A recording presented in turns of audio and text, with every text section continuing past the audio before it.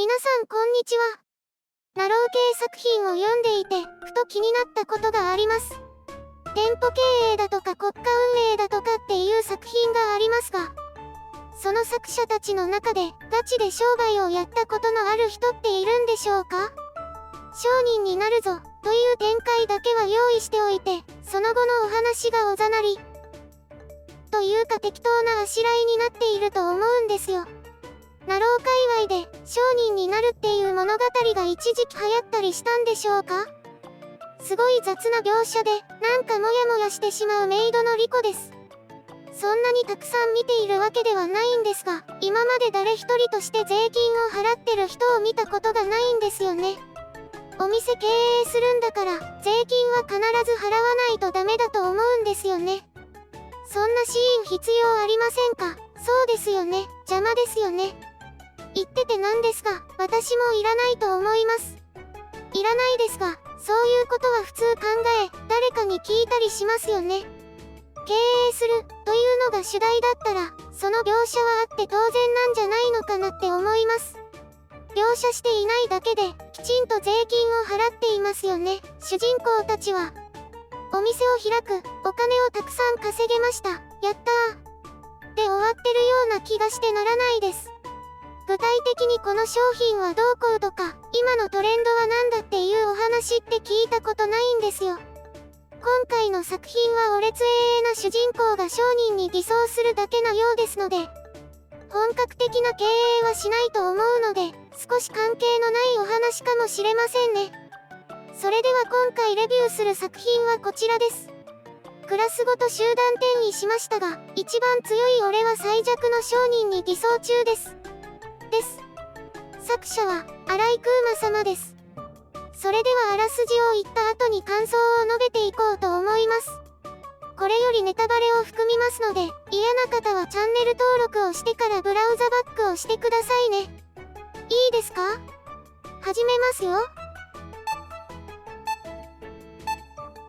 それでは最弱商人になるあらすじはこちらです。異世界拉致を何度も繰り返され、知能以外のステータスはカンスト状態の主人公、高山あると、魔王を討伐するために召喚され、討伐すればまた日本に戻されるという生活を繰り返していました。そんなある日、とうとうクラスごと異世界拉致されてしまいました。自分のせいでクラスメイトまで巻き込んでしまったことがバレないように、戦闘に不向きな商人に偽装します。クラス全員が王城へと拉致され、目の前の王女から魔王を討伐してほしいとお願いされました。ナロー系お決まりのステータス確認をおのおのして、優秀さごとにランク分けされました。偽装したステータスが低すぎたせいで、アルトはランク外になってしまいましたが、同じ場所に転移してしまった石川さんと同じ最下位ランクで活動することとなりました。その後、冒険者ギルドのお姉さんの指導のもと、アルト以外は戦闘スキルを磨いていくのでした。というあらすじ、内容です。物語としては、よくあるクラス丸ごと異世界拉致ですね。主人公が一番強いのもいつものこと。やはり気になるのが、知能5という設定ですよね。周りの人間に対して知能デバフをかけるだけでは飽き足らず、主人公自身にも知能デバフをかけることにより、多少のガバは許してねという作者の意図ですね。素晴らしい考えだと思います。知能5という免罪符を手に入れたことにより、何をしても、バカだからね、で許されます。頭いいなあ作者様は。そして問題なのが、この知能5がどれほどの低さなのかが気になるところですよね。他のクラスメイトたちのステータスを見ると、だいたい50後半くらいです。赤ちゃんかしら？高校生の知能ですら50後半あるのに、この主人公はどうして高校に入学できたんでしょうか？低くするのはいいんですが、ネタのために低すぎる設定にしてしまうと矛盾が出てしまうんですよ。こんなこと、前にも言ったような気がしますね。これはもう主人公のガバではなく、作者のガバになっちゃうので批判が作者に向いてしまいますよ。これはいけない。ガバは主人公だけにしておきませんと。もしですよ。知能5が高校に入学できる程度の知能であるなら、知能の数値ってどれだけインフレするんでしょうね。数値が増えてもほとんど賢くならないんですよね。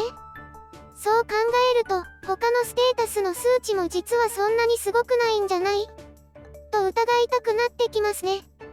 安易にステータスカンストみたいにしてお劣感を出していますが、実力はさほどないのではないでしょうか。周りが能力デバフでもかけられて弱くなっているだけで、さすがにそんな数値がインフレしているだけではないと思うんですけれどね。しかしそうすると、この主人公、知能5の割に結構賢いんですもん。さすが高校に入学できる程度の知能はありますね、という感じで。例えば、ステータス表記があったクラスメイトの数値、50後半くらいを高校生の平均と仮にしますよ。主人公は10分の1程度ですね。やっぱり赤ちゃんにしか思えませんね。その赤ちゃんレベルの思考を持って、ステータスを偽装しなきゃ、とか、実力を隠さなきゃ、って思いつきますか？本当に、知能5に相当する知能レベルを考えてます？思ったことを何も考えずに行動してそうな気がするんですよね。考えるより体が先に動いちゃうタイプになるのではないかと思います。それなのに、ものすごく理性的に行動するのが不自然に見えてしょうがないです。最後に、この作品で面白かった部分をご紹介して終わろうと思います。指導役になったお姉さんが実力テストとして主人公と戦うシーンがあったのですが、そのシーンで、剣筋がナメクジ程度の速度に見える、という描写があるのです。それが、本当にナメクジを持っている作画にするのには驚きを隠せませんでした。確かにアニメとは違い、動きのない一枚絵ですから、スローの表現っていうのは難しいと思いますよ。しかし字面通りに受け取って本当にナメクジを描く人って言いますか。これ見たとき声出して笑いましたもん。ずるいです。ツボに入ってしまいました。これはユーモアと言えばいいんでしょうか？ユーモアに富んだ漫画家さんですね。私は少し好きになりました。知能5だけど、結構頭の良い主人公が気にならなければ、面白い作品になったかもしれないですね。だって、知能5の設定が全く活かされていないんですもん。他と違うオリジナリティを出そうとした結果、他と同じ展開にしかならなかった作品ですね。今回のレビューはいかがだったでしょうか？このような感じで、私が思ったことをありのままにレビューしていきます。このような私にレビューしてほしい作品がありましたら、コメント欄か Twitter でご連絡ください。気に入っていただけましたらコメント、高評価、チャンネル登録をよろしくお願いします。また次回、レビューしたい作品がありましたら、お会いいたしましょう。